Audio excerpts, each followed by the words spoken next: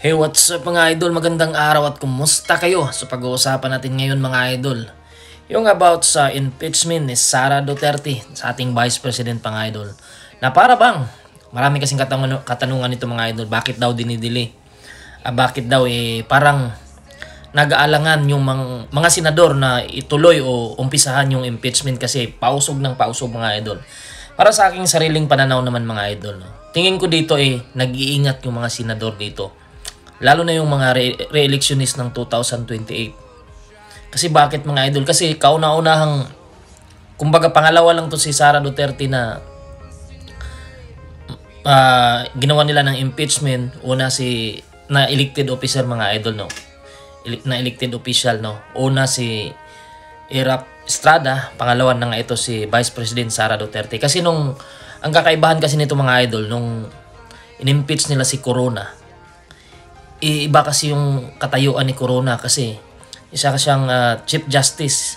Hindi kasi siya binuto ng tao kumbaga inappoint lang siya ng presidente si Gloria yata nag-appoint noon. Kaya in-impeach nila kumbaga ganoon na lang kadali na bumoto yung mga senador ng convict si Corona sa Senado dahil magkaiba kasi yung sitwasyon nila mga idol. Ano ba yung pagkakaiba ng sitwasyon nila? Itong sa Corona kasi hindi siya binuto ng tao. Kumbaga yung fan base niya hindi ganun kalawak kasi nga hindi naman siya elected official. Itong si Vice Presidente Sara, kaiba ito kasi binuto ito ng 32 million na Pilipino nung nakaraang eleksyong 2022. At nakikita naman natin nung nakaraang eleksyon kung ano yung kapangyarihan pa rin ng mga Duterte at kay Vice Presidente. Marami siyang in-endorso na talagang tatlo sa in-endorso niya yung nanalo.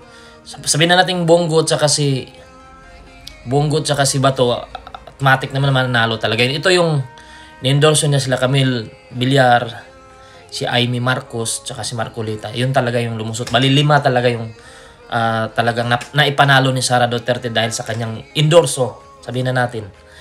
Pero mga idol, no, kaya bakit ba parang makikita natin na nag-aalangan yung mga senador? Kasi nga, lalo na yung mga re-electionist ngayong 2028. Kasi binabalansin nila yan.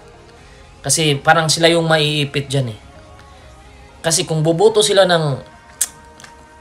i-convict nila si Sara Duterte at yung mga senador na boboto ng convict, mag-aalangan yan.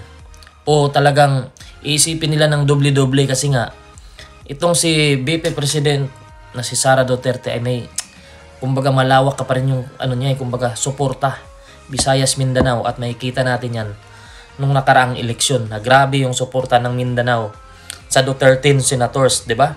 Halos Mindanao walang naipanalo doon yung ibang senador Kumbaga yung Duterte senators talaga yung nangunguna doon sa Visayas, lalo na sa parte ng Cebu. At yun na nga, natalo na nga yung gobernador ng Cebu na alaga ng presidente natin ngayon.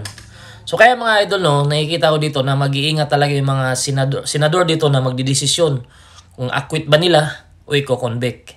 Kasi iniisip nila kung i-acquit din nila, gaano ba karaming tao na gusto na ma-impeach si Sara Duterte o ma-convict.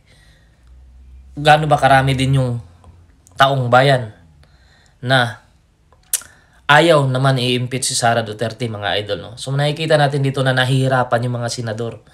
At para sa akin mga idol, para sa akin sa personal opinion ko, mahihirapan sila dito mga idol mag-convict. Kasi nga sa tingin ko nga meron ng 7, sabihin na nating 7, mga 8 pa ngayon. Yung mga swing vote dyan na sila si JB Ercito, si Jingo Estrada, Subiri.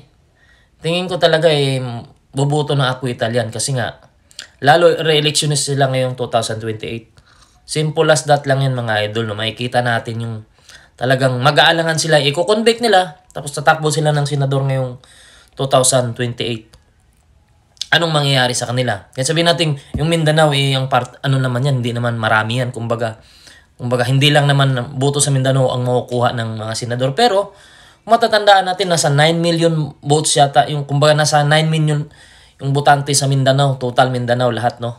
So napakarami nun. Sa Visayas pa. Sa Visayas pa mga idol. Kaya tingin ko dyan, kaya nag-iingat yung mga senador sa desisyon nila dahil Sariling ano din la, ambisyon sa politika dahil alam naman natin yung impeachment politika talaga yan. Kaya abangan na lang natin mga idol kung ano ang mangyayari dyan kapag mag-umpisa na yung impeachment trial sa Senado. At matatandaan natin baka ngayong June 11 yata sila mag-start na talaga. Kaya abangan na lang mga idol kung ano ang mangyayari dyan.